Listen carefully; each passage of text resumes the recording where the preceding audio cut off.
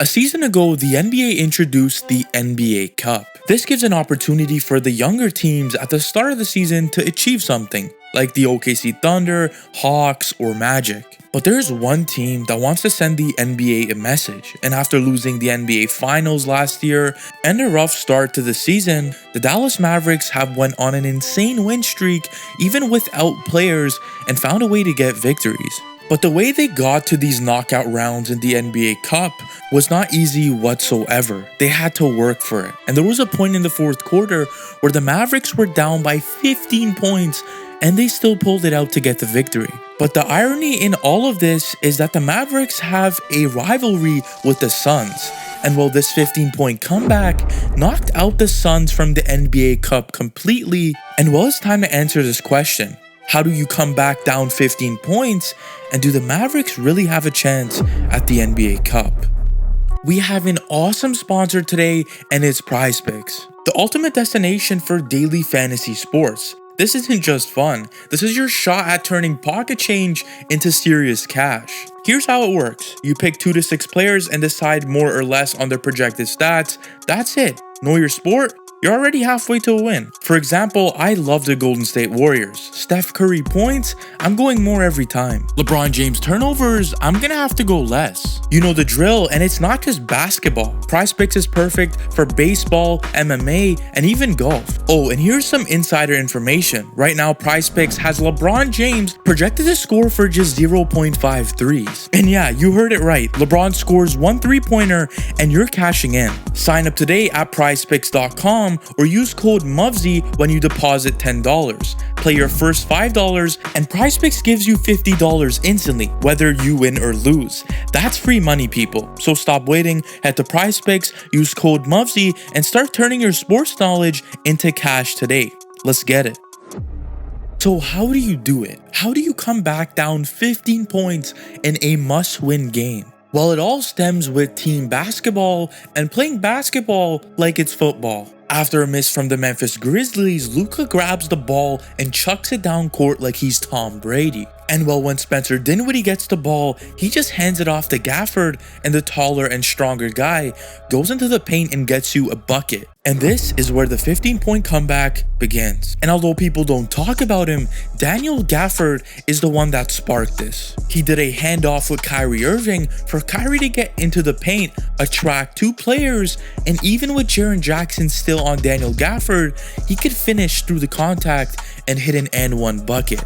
Just an absolutely strong player. But that's not all, because on the defensive end, he gets even better. And as a LaRavia is driving to the left side of the court, all Gafford has to do is poke his hands in there to disrupt that play, and well, there you have it. This leads to transition basketball, which gets the Dallas Mavericks a wide open 3-pointer from PJ Washington on the other side. This comeback really stems from grit and grind and a lot of and-one buckets. But now with the lead down to only 8 points and the Mavericks NBA Cup on the line, who do you want taking the shot? I want Luka Doncic. To get Luka a shot, the Dallas Mavericks try setting Luka a screen in hopes to get Marcus Smart off of Luka Doncic, but that doesn't work. So with a former defensive player of the year on you, you would think you're screwed, but no, Luka comes to a complete stop and hits his patent step back and nails it to put the Dallas Mavericks only 6 points away from the Memphis Grizzlies. But the game takes a very crazy turn, and while it all stems from Spencer Dinwiddie,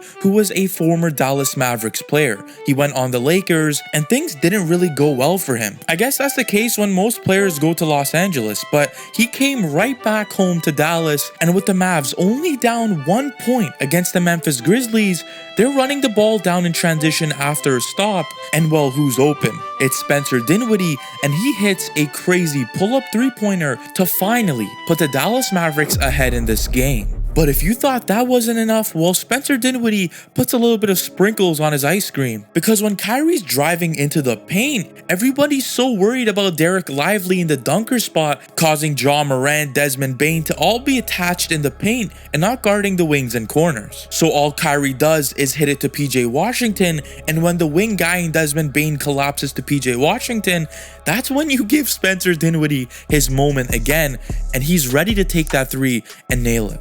Believe it or not, to win NBA championships, you need these role players to be on their absolute A game, and they've been on their A game. Because after that Spencer Dinwiddie shot, you still needed another player to seal the deal, because there was a whole minute left in the game. And with Luka being double teamed and locked up in the left wing, well, who's open? It's PJ Washington. And when he gets the ball, he doesn't hesitate and shoots that three, and after that, they completely seal the win. Ladies and gentlemen, you are looking at the new and improved Dallas Mavericks, a Mavericks team that even when Klay Thompson scores 4 points, they could go out there and win a game. A Mavericks team that went from 12th to 3rd in the West in 18 days. This is the Dallas Mavericks you guys are looking at right now. And well, this season, the Mavericks are making so many changes, and in their starting lineup, instead of going with Daniel Gafford, they're going with Dereck Lively. And at the age of 20, he's putting up 17 points, 11 rebounds, and 3 blocks. And after the steal from PJ Washington, what Dereck Lively provides you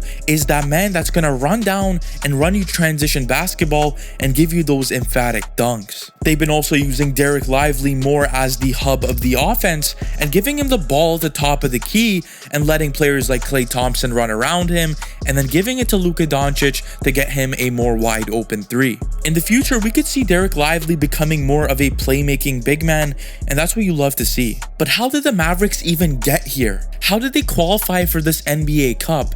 And it has to do with one man that nobody's giving the credit to right now, and it's Naji Marshall. He had a 4-game span where he scored 24 points, then 22 points, then 20 points, then 26 points. Oh my god, I nearly ran out of breath there, man. This dude is an absolute hound on the defensive end, and he will make sure you don't score on him. Him and Quentin Grimes have found a new role on this Mavericks squad, and the funny thing is that the Mavericks got this victory without Naji Marshall. You could put him on the opposing team's best player and he will lock them down. But on the other side, we have to be real. This Mavericks team could win games without Klay Thompson right now. And with Klay limited to only just 20 minutes tonight, we saw that Spencer Dinwiddie with those 24 minutes had a lot more impact, and even Quentin Grimes in these past couple games without Klay has really flourished. So I don't know, I'm getting kind of confused. Are the Mavericks better without Klay, or are they better with Klay Thompson? It's still very early on in the season, but let me know what you guys think about Klay in the comment section. Do you guys believe that he could come out of the cocoon and really start going crazy? Because I still think he could do it. But that's how you come back when you're down 15 points and eliminate one of your biggest rivals, the Phoenix Suns, from the NBA Cup.